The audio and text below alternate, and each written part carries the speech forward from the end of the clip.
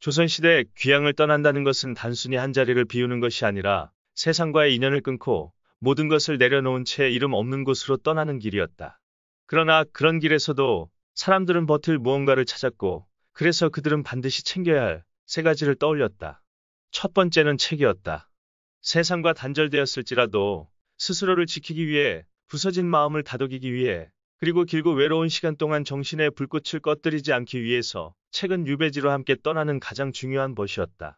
조선 후기의 위대한 실학자 정약용은 신유박해로 인해 강진으로 유배되었을 때 권력도, 가족도, 친구도 없이 단 하나, 자신이 평생 갈고 닦아온 수십 권의 책과 필사본, 그리고 다른 붓을 가슴에 품고 갔다.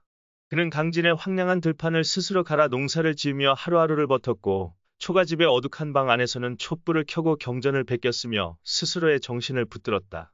때때로 고향을 향해 바라보던 그는 나를 부르는 이도 없고 찾는 이도 없다고 읊조렸지만 결코 붓을 내려놓지 않았고, 그 절망 속에서도 목민심서와 경세유표라는 미래를 향한 거대한 문을 열어갔다.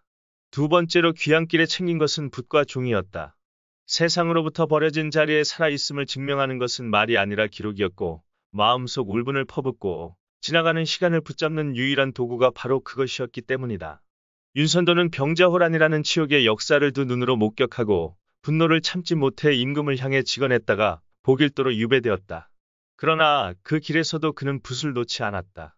파도 소리가 들려오는 해변에 홀로 앉아 자유롭게 고기를 잡는 어부를 부러워하며 어부사시사를 짓기 시작했다.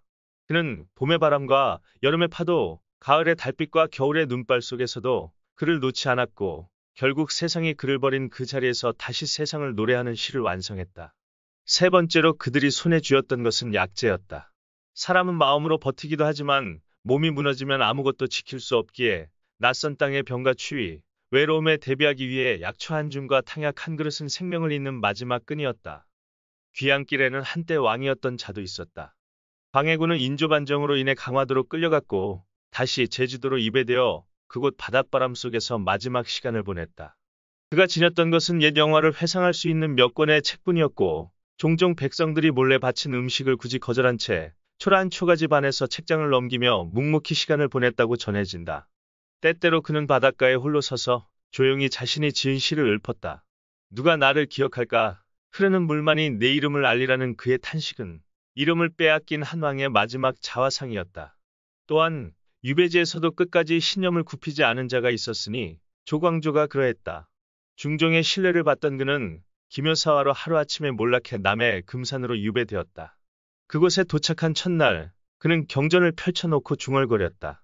내 몸은 쓰러질지언정 진리는 쓰러지지 않는다. 짧은 시간 후 사약을 받고 생을 마쳤지만 그의 사상은 조선의 살인파 정신으로 이어져 결국 훗날 역사의 흐름을 다시 바꿨다. 이렇듯 조선의 귀향길은 단순한 추방이나 형벌이 아니었다. 그것은 책을 읽고 붓을 들고 약을 다리며 이름 없이 버려진 땅에서조차 스스로를 지키고 다시 세상을 향해 나아가려는 사람들의 고독한 전진이었다. 귀향은 끝이 아니라 고요한 곳에서 다시 시작하는 법을 배워가는 긴 여정이었다.